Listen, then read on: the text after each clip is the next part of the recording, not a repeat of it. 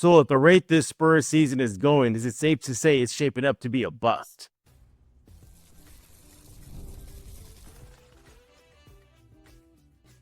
You are Locked On Spurs, your daily San Antonio Spurs podcast, part of the Locked On Podcasts Network.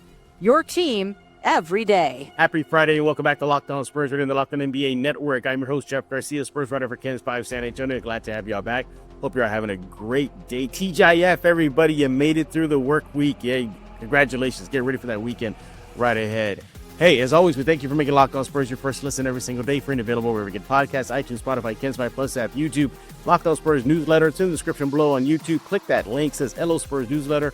Completely free. Sign up right now. Hey, it's free. Why not? Just go get it. All right. Today's episode is brought to you by FanDuel. Right now, new FanDuel customers can get $150 in bonus bets if your first $5 bet wins. Make sure to do that right now. What are we talking about today? Well, not looking good right now for the Spurs, huh? You know, they got smoked in Houston.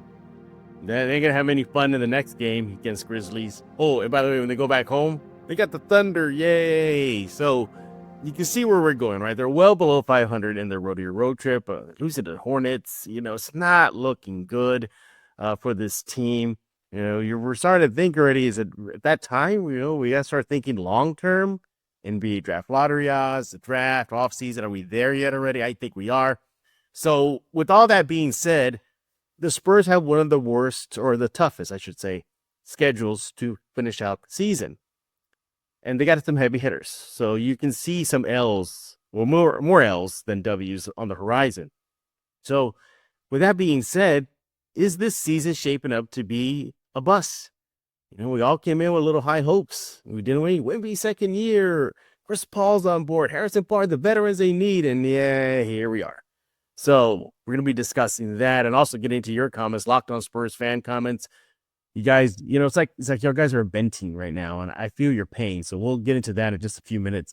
Let's going to bring in our guest. He is back, everybody, to wrap up the week with us here on Locked On Spurs. Rudy Campos of Sweep the League, coming in off the bench once again. Again, follow him on X at Sweep the League. He'll talk about his show in just a few seconds, Sweep the League on YouTube. He has a lot of stuff going on. By the way, beware. Sometimes he has replays late at night, so you want to chime in, he may not get to you. I learned that the hard way a couple days ago. Yeah, I thought Rudy was live, and I was like, wait a minute. Oh, it's not. It's a replay. Yeah, I'm the NBA Sentinel of the podcast world, so I can kind of fool you from time to time. Yeah, you got me. You got me. All right, Rudy, you're here to tackle a question that I think, you know, some Spurs fans are already starting to think of already. Look, it's not going to be another playoff or another play-in season, so chalk up another season of no games beyond the regular season. So what's that, 7 seasons in a row now? Yeah. little over 22 wins. We're comparing last year games, season to this year, just a little over. And as I said in the intro, Rudy, I think if you look at the schedule, there's likely going to be a lot more losses than wins on the horizon. Mm-hmm. With that being said, Rudy, I think the season is shaping up. Once it's all done, it's a bust. It's a total bust. And I bring that up because we came into the season with high hopes. You know, Wemby second season, yay! You know, he's gotten stronger. That report came out that he added some size to his frame.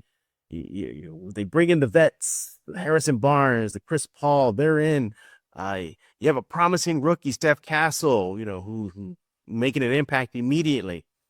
Hey, you know, what will Devin Vassell give us? Is this year going to be the leap for him? Keldon is Keldon, but man, he's coming off the bench now. And Sohan, you know, being the Energizer Bunny, and then Sohan gets hurt, so then he's out.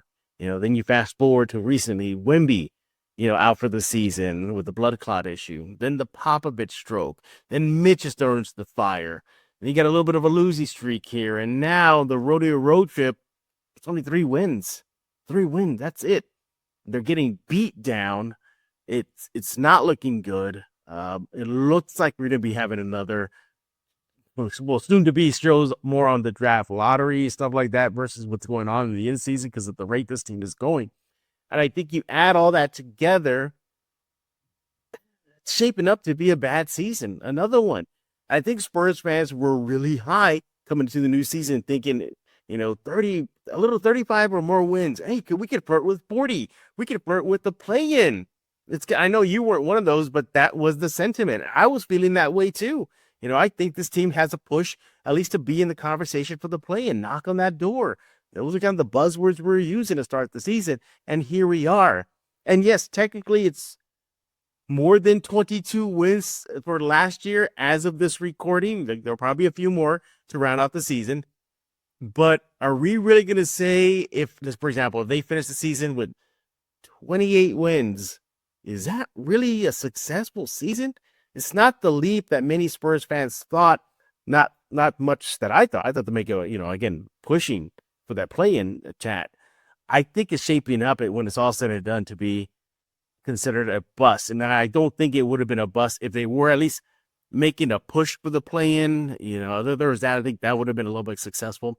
But where they stand right now, Rudy, as of this recording, I think it's going to shape up to be a bust. Your thoughts? Yeah, I mean, even not as of this recording, it's been for a while. Wemby going down, obviously, a few weeks ago, and then obviously Pop going out before the All-Star break with the stroke that he had. It's weird because this season for the Spurs, like you had mentioned in a lot of spans, whoever creates the Marvel trailers for the movies pretty much did a good job for the Spurs to make everybody hyped up. And that's, sadly, they did it at the beginning of the year, made everybody think 40 wins, playoff team, play-in team. But the season itself is shaping up to be a bust. And again, for the people that looked at it, I know I looked at it as a 30-win to 35 at the most win season.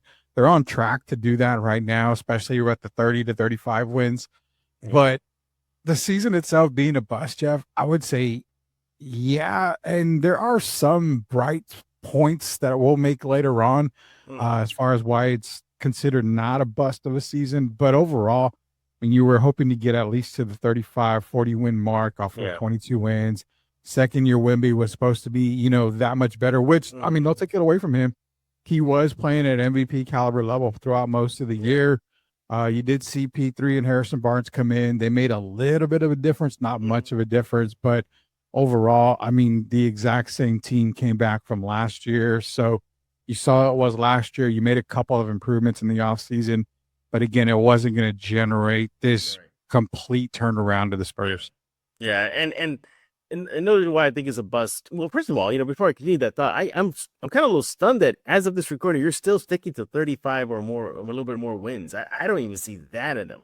No way. No, I'm not sticking to that. I mean, you're not sticking to that? I thought you were sticking to that. Okay. No. I have them at 30 wins, but 35 at the most. Now, I think they're on pace to still win between 30 and 35, but no, I'm not. I don't have them winning more than that. Yeah, I know the numbers may project that out, but I don't see that, man. Think about this. They got the Grizzlies tomorrow. Mm-hmm. And then they come home to face the Thunder. All right. Then they got one more home game. Oh, by the way, then they travel to Sacramento, where that crowd is going to be hyped for that game. That's their Luka Doncic return, situation there. So you can really see a loss versus Memphis tomorrow, a loss versus Thunder returning home. Would you be surprised if they lost to the Nets? I wouldn't at all. This is the same team that went to the Hornets gym and lost to basically a G League team. Yeah, I wouldn't be surprised at that. No, at all. So in my opinion, I think there's a lot more losses on the horizon, shaping up to be a bust. And sure, Rudy, I know you're going to try to convince everybody right now it's not a bust. And yes, I get it. I get it. You lose a blamer somewhere. Yeah, I know. You lose Wemby. That stings. That stings. And yeah, you're going to lose some games. I get that. But, I mean, what happened to Houston? The first quarter was, 12-4 to start it? Mm-hmm. They allowed Houston to score 30 or more points in every single quarter. Not good. Not good. We know Memphis is probably going to smack them up and down the court tomorrow. That's going to happen.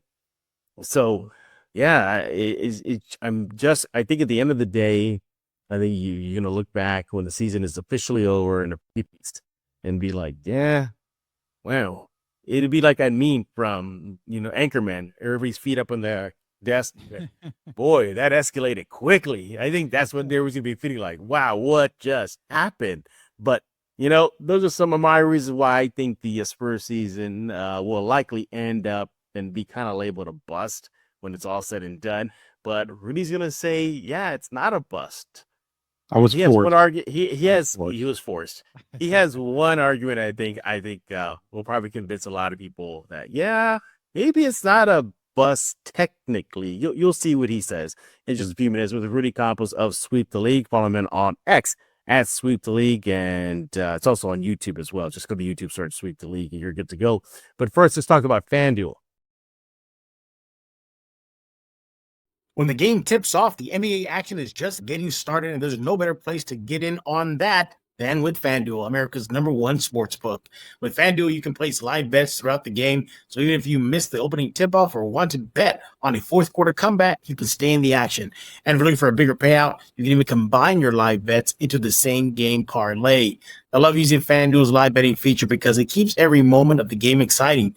Whether I'm backing my team for a late game rally or picking a player to hit a clutch three, I never feel like I miss a chance. Plus, with the app, it's easy to use. When you win, you get paid instantly.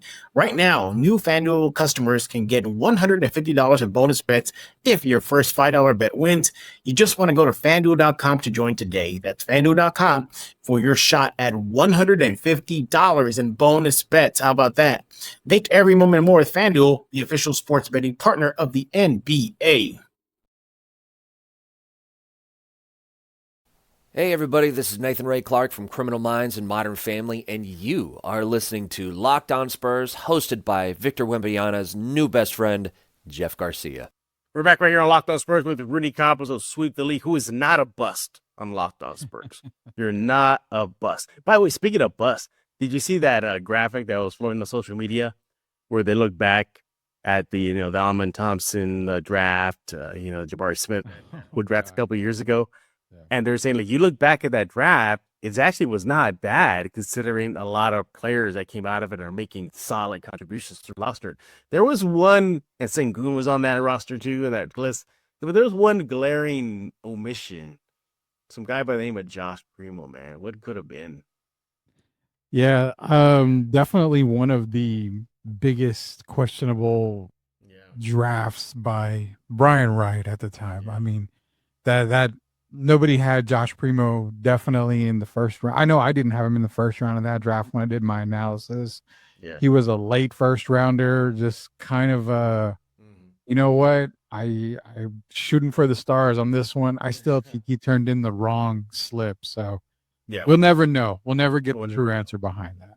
By the way, I was at Barclays for the Primo draft selection. I was sitting by myself on Media Row because if you've ever been to cover a draft day, it's chaotic. You get your seat, but you rarely see people around you because you're running around everywhere. And but the NBA sets it up. Conference rooms are like on the opposite end of Barclays, and the media room on the opposite end of the thing. And then people disperse for their camera. It's just a mess. So I was sitting by myself and I had my feet up, kind of like Ron Burgundy and Anchorman, just like that. Did that famous, escalated quickly moment. And I remember just leaning back, like, what did he say? And maybe Adam Silver. I literally was like, what? I knew the Spurs worked him out, but I was like, what? Anyway, what could have? I don't even know he's in the league. Is he? Is he in the G League? I don't think he's in the league right now. I think he might be in the G League, but I think the Clippers, I think, were the last team this season. Yeah. So I don't think he's in the league at all. What could have been? Speaking of what could have been with this season? A lot of high hopes entering this new season. Everybody was excited, but ultimately, in my opinion, it's shaping up to be a bust. Rudy's going to tell you why that it's not going to shape up to be a bust, and he has one solid reason. Take it away. So, for full disclosure, I don't have the Spurs. I had them at 30 to 35 wins. I knew even with Wemby on the court, with the team they had, even with Pop coaching before all this went on, I had them right there, 30 to 35 wins. I didn't expect them to make the play-in at all for the lottery team. But if you're talking about it not being a bust of a season, you got to look at a couple of things that, you have to not take for granted, but you got to take in consideration here. First off, the De'Aaron Fox trade made through in the beginning or the trade deadline, that shows that, they are on the right path with building around Wemby. They got him a point guard for the future. They got a guard that can grow with Wemby, to grow alongside with Stephon Castle. So again, your foundation pieces are in place now. So to say the season's a bust, okay, on the court, it's a bust, but you got to look off the court type of stuff. They made the De'Aaron Fox move during the trade deadline. They didn't have to wait for the offseason, because then you've got more teams adding more fuel to the fire, trying to get Sacramento to trade him that way. No, they got it done early. So that is a huge, huge thing for the Spurs right there. Second of all, the biggest thing on this season, it's not going the way you want it to go. But again, I hate bringing this up, and it's not necessarily a tank. I mean, you're not tanking, because I've always said when you tank in the NBA, it makes no sense. You don't have a guaranteed first pick in the draft if you're the worst team. It's all lottery based. So tanking really doesn't do much in here. But getting a high draft pick in a loaded 2025 draft class, the potential to get a top 5 pick is huge for the Spurs. You can add guys like Cooper Flagg, Ace Bailey, Dylan Harper, VJ Edgecombe. You've got a lot of guys in there. Johnson from Texas. So this draft class with a top 10 pick, which right now they're slated to get, I believe, number 8 or 9 right now in the draft, is huge for the, for the continuous of the rebuild for the San Antonio Spurs. But first and foremost, Jeff, guys need to realize, don't take this season as a huge bust. Again, think outside the box. Right. You got Victor on the bench. He's not going to be playing the rest of the year. You've got, Stephon Castle getting minutes now. We saw him play 30 minutes in Houston. So you're going to see his development a little bit more now. But the biggest thing is you going into the offseason 2025 knowing, okay, what do I have in Jeremy? What do I have in Keldon? What do I have in Devin? Malachi, Blake Wesley, who got some burn in Houston. Mamu, you're getting to see all these guys, because come the offseason, the Spurs can actually say, okay, we are going to release you. We're going to trade you. We're going to do this. We're going to rebuild this team around those 3 guys, the centerpieces, De'Aaron Fox, Stephon Castle, and Victor Wembanyama. So as bad as it is on the court, as bad as it is, they're not going to make the playoffs, not going to make the play-in. It's okay. It's not a bust season, because now you go into the summer of 2025, which we've mentioned on Locked On many, many times, with the idea, I have the cap space, I have the draft capital, I can make trades if need be. I've got 2 players in Devin and Keldon who are not necessarily stars, but very good role players that other teams could benefit from. And they have really good contracts that they kind of line up to these guys that are younger stars on the rise that may not want to be on their team. Shout out Kevin Durant on that one for the Phoenix Suns. You've got contracts that'll work with some of these bigger contracts for actual superstars, or stars are not in the league right now. So it's a bust on the court, but it's not a bust if you pull back the curtain and look at the overall picture. Yeah, it sounds to me what you're trying to say is not a bust, because you're still trusting the process. The process is, I don't trust the process. I see where I can see what they're doing, put it that way. Not necessarily the process. I think the process was already started and already kind of completed with the De'Aaron Fox deal. Now it's just time to make the moves. You've got the groceries, you just got to go pay for it. That's all you got to do in 2025. Yeah. And I see what you're doing. You're saying kind of like the domino effect is leading up to good things in the future. Oh, yeah. So these dominoes that are falling as we speak in the season is a good thing. So it's not a bust. But with fans that are paying ticket prices and taking their family out there, spending a lot of money, staying up late, watching Spurs games on the road, it's not a good product right now in what was thought to be a much improved season from last year to this season. So far, it really hasn't been. It's basically shades of last year's 22-win season in this segment of the season right now. They showed a lot of promise pre-Wemby getting injured, and I get it. That's Wemby on the court. He can win you games. I get that. But you would think there'll be some life in this team post-Wemby, and there's just nothing. Yeah. The freaking word that you can script it now with Mitch Johnson, it's physicality. We didn't match their physicality. We didn't make them feel us. And to me, that sounds like this team's a little soft, so, there's just no life in them right now. And, they look like they take a punch and they can't recover anymore. So Crazy how Zach Collins goes for 21 and 17 the other night. Yeah. There's the center. You needed a backup guy. Maybe that was it. But, so I look at everything, and you're right. The bad moments right now in the short term, long term equals better. Draft lottery odds.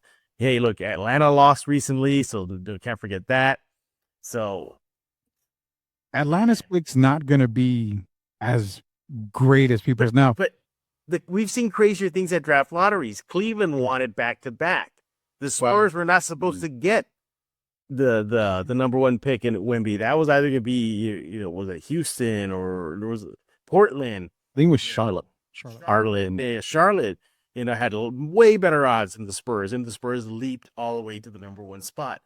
So, not saying it's fixed, but I mean, I'll throw that rumor out there on Locked On. And did Orlando almost get back-to-back number one picks? They got Shaq and Penny. Like, I think it was something like that. I think they did. They got back. They got back because they drafted Chris Webber number one, and then traded Golden State for Penny Hardaway. Yeah, that's right. So yeah. So crazy things that happen in the draft. So you throw in that fact that wacky things have happened, and you got the Spurs lottery odds plus Atlanta's lottery odds. That's kind of like two bites of the apple.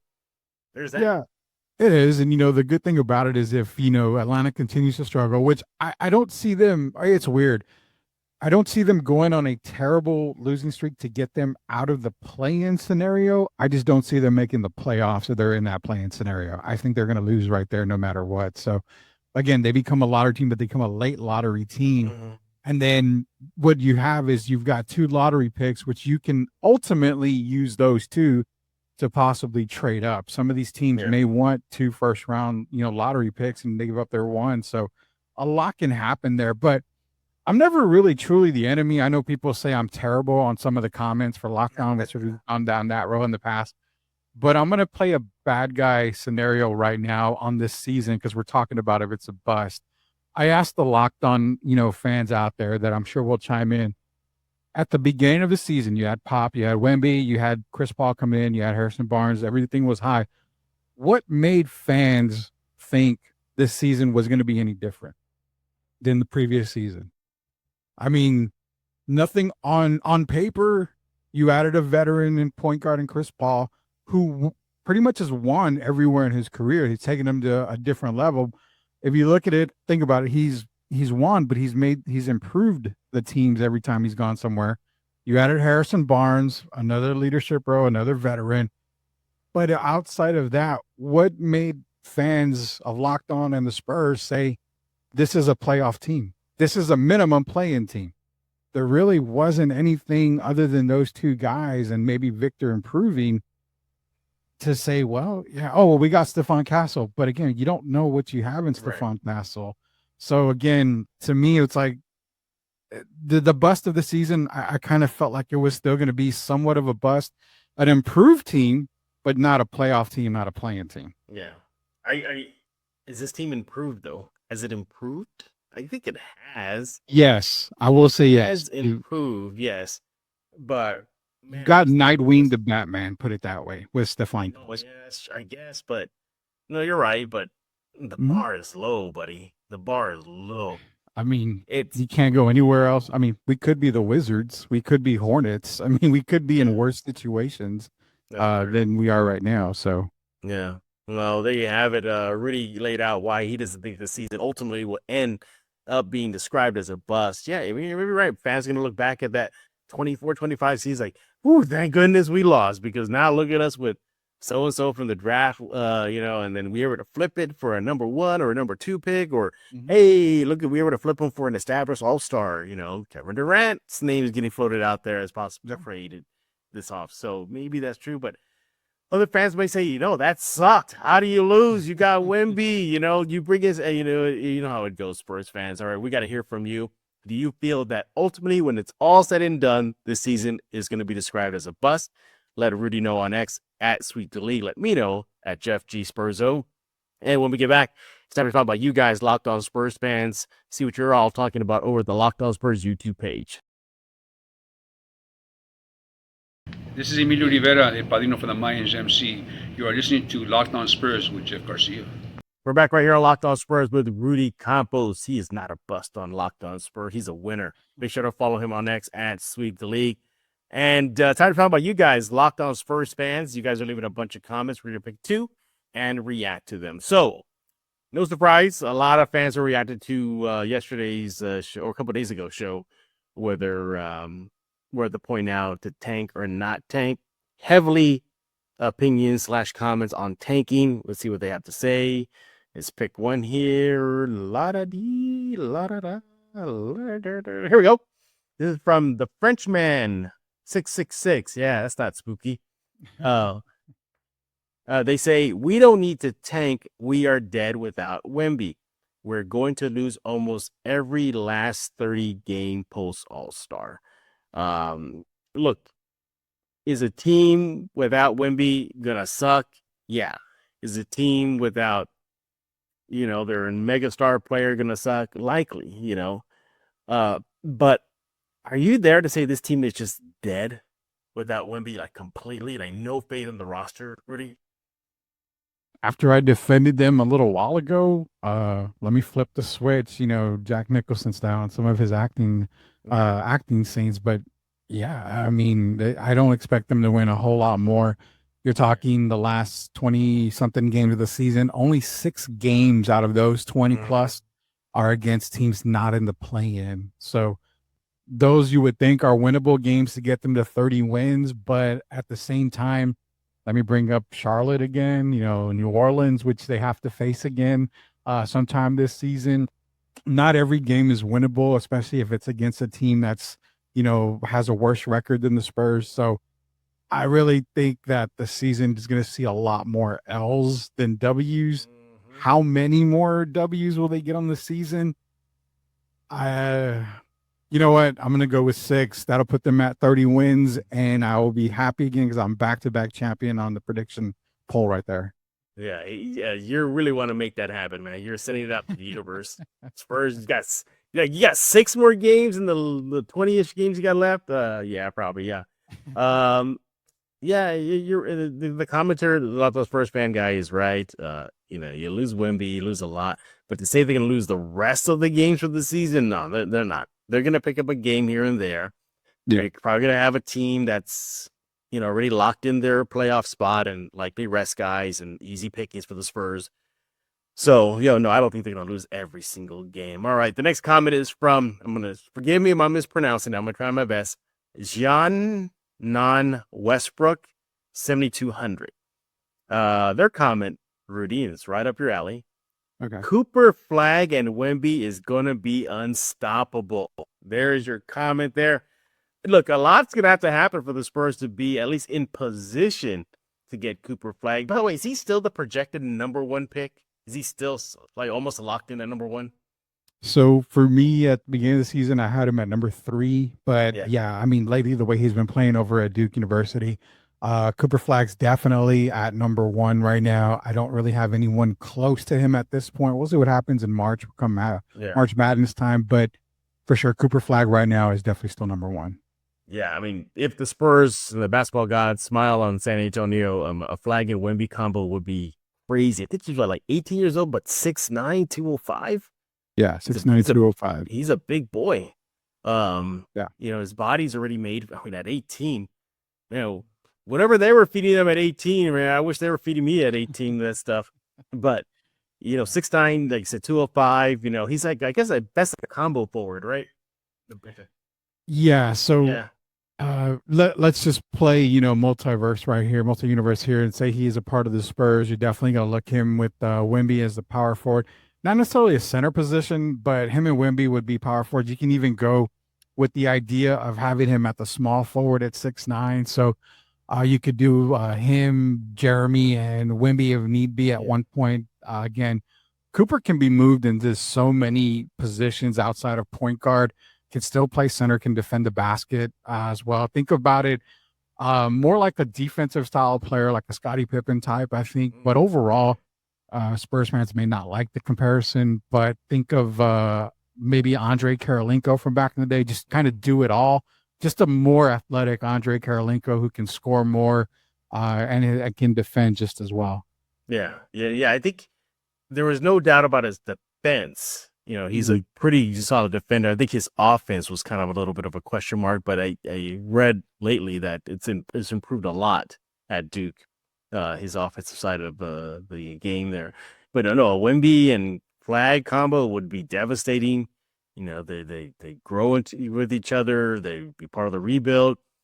Those two guys together, definitely pushes the Spurs into the play-in conversation. I don't know about 1 through 6 yet. Oh, maybe it does because you got Fox and Castle there. Maybe it does. So maybe they definitely become a play-off, possibly a possible team there. So, yeah, I mean, stranger things have happened in the draft lottery, as you mentioned. You never know. I mean, Spurs could theoretically and package a massive deal to move up in the draft to get in position to draft Flagg or just to get him. And, tell, hey, Hornets, we'll give you, X amount of first round picks and a second round picks for Flagg, that draft day deal like that. So a lot can happen, but do you think a Flagg and Wemby combo would work? You think that's just only one ball? Something's gonna have to give. Flagg's not exactly and again, it goes by game film that I'm watching. Flagg is not exactly a first option type of player. So he's more of a do it everything kind of player. He's really good in isolation, but overall, as the number one option on the team, definitely not. We've seen Concanipple this year for Duke having some really big games. Kaman Malak is another guy from Duke. So he's a really good guy when it comes to being a great team player. Definitely not a guy that you want as a number one option. Again, that's just for me coming out. But if the Spurs really want to make something happen, getting Ace Bailey out of Rutgers, that guy, he screams, upside Tracy McGrady type. He's a shot maker. He's a scorer. He can get to the basket. He can, shoot the jump shot. That guy, Ace Bailey and Wemby, would cause more havoc than Flagg and Victor. But again, either guy you cannot go wrong with in this draft. Full loaded draft in 2025. Yeah. All right, well, there you have it. Look, see, Spurs fans are already thinking about the offseason. We do a good job of making that happen for them. Yeah, exactly. All right, we thank y'all for leaving those comments. Maybe next time around we'll get some more. Maybe go to 3 next time. Who knows? But we got to keep this show going. We got to keep it moving.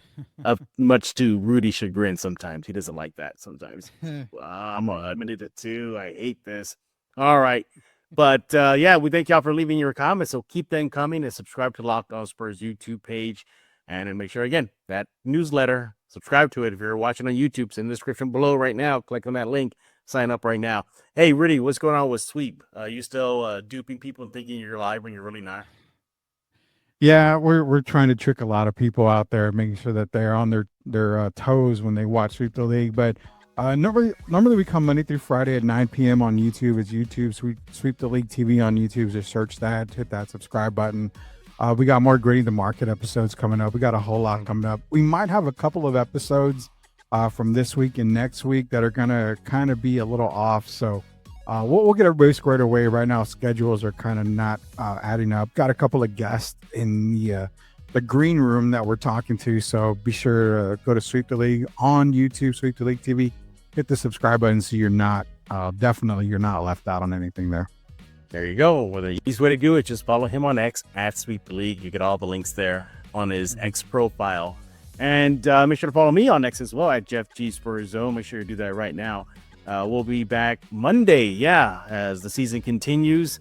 Talking all things silver and black. We'll see who's going to be on deck with us to open up next week's slate of Locked On Spurs shows. So for Rudy Campos, I am Jeff Garcia. We're going to put a lock on this episode of Locked On Spurs.